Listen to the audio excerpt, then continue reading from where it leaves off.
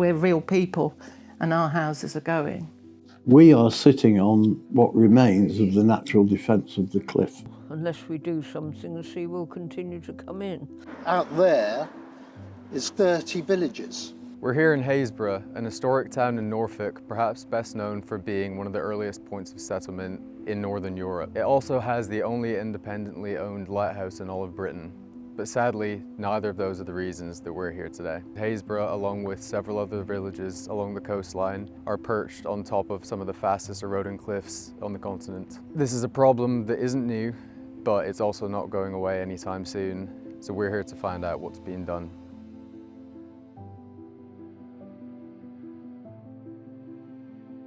The hill house is very old. It was built in 1540 as 3 Tudor cottages, then became an ale house about 1610. And it's been a pub ever since. My wife and I basically run it. And do you both live on site? Yeah. Do you? Yeah. So we were conned by our own government, no question. We were given a survey in 1991 that became absolutely untrue in 2004. It's a nightmare because we are both now in our 70s. We're both running the pub, but we can't do anything to get away from it because this place is on paper worthless. I know how coastal erosion works. It works on the basis of the cost-benefit analysis. We don't have in monetary terms a huge amount at risk in Happisburgh, but what we have is heritage. There's a ridiculous situation where there are defences that way. There's a seawall that way, which is still in Happisburgh and goes all the way to Winterton. And this bit in between, which is the village, which is, a 1,300-year-old Saxon village with 18, that's 1/8 listed buildings, has no protection at all. We are sitting on what remains of the natural defence of the cliff. When that's gone, look out of that window. Everything you see out there is below sea level. So once this natural defence is gone, then the sea is on its way to Norwich. And just how close are you guys to? About 15 years. This pub, with our turnover, anywhere else other than on the eroding coastline in Happisburgh would be worth about $750,000. Here, it's worth virtually nothing. When a property gets to the edge, which will happen with this, then you get a notice to vacate because it's dangerous, and then guess what you get? You get a bill to demolish your own property. And then is there any help in terms of relocation No, after that point? No. Yeah, I'm portfolio holder for Coast, which we have fastest eroding coast in Britain. My role is really to try and attract projects to protect homeowners and land.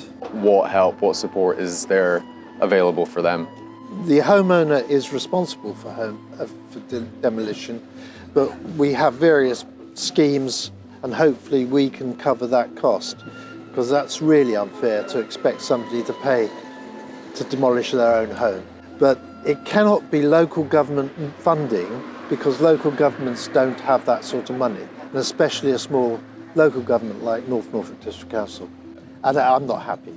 It's not something I would like, but it's not a local government policy, it is a national government. Out there is 30 villages that we know of. Yeah. And you go a bit further and you find Doggerland, and there was people living right in the middle of the North Sea. So this is an ongoing issue.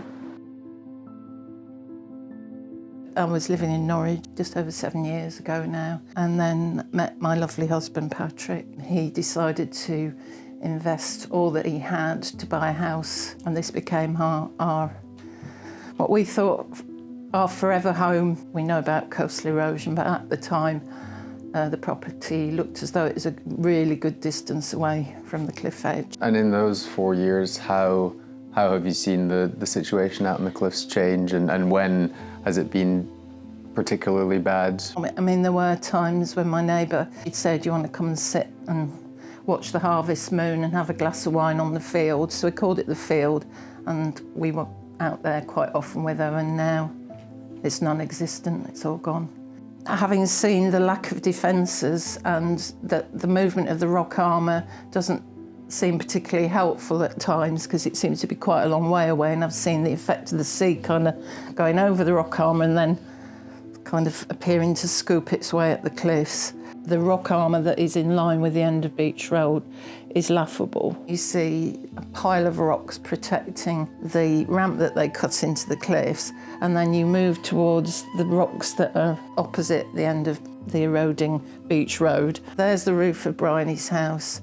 Here's 2-3 rocks. Here's a sand ramp that we cut so that people can use the car park, pay to use the car park and get on the beach, or we'll put a great big pile of rocks there. So there's nothing to mitigate the effects of the tide where we are, but at all costs the ramp needs to be as much protected as it can. And my neighbours, Bryony and Nicola, are now preparing to lose their houses.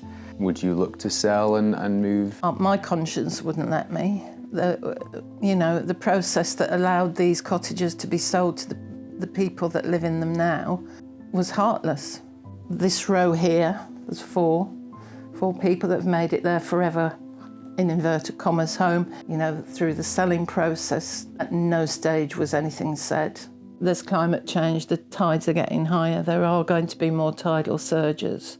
What many people feel is that this eroding coastline has a huge threat to East Anglia in the future. North Norfolk Council magazine came through the post today, and there's a little footnote saying if any of us feel we're in imminent danger, we're welcome to get in touch with them.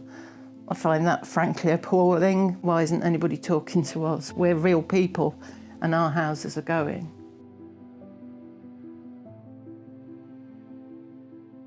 In terms of your personal circumstance then, Bryony, where the demolition of this lovely place would leave you, you said it would put you into a caravan kind of at the end of your garden, but longer term, do you have any idea what your living situation would look like?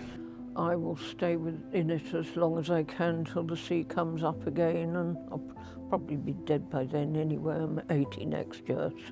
I'm being given a staying time, but the sea will, unless we do something, the sea will continue to come in. I've set up this organisation, Save Happisburgh, but we are not making headway at the moment, but we're there and we're not going to give up.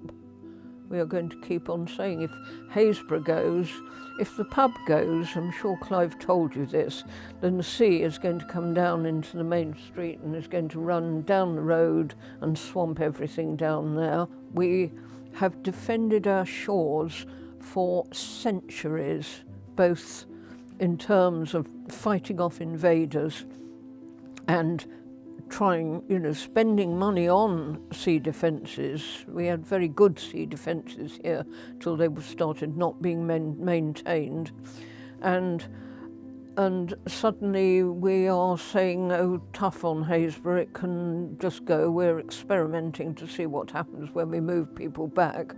But my main concern about this policy of rolling people back from the edge is if we keep on doing it, taking it ad absurdum, in 150 years' time, what are we all going to be crammed right in the middle and no land to grow anything on?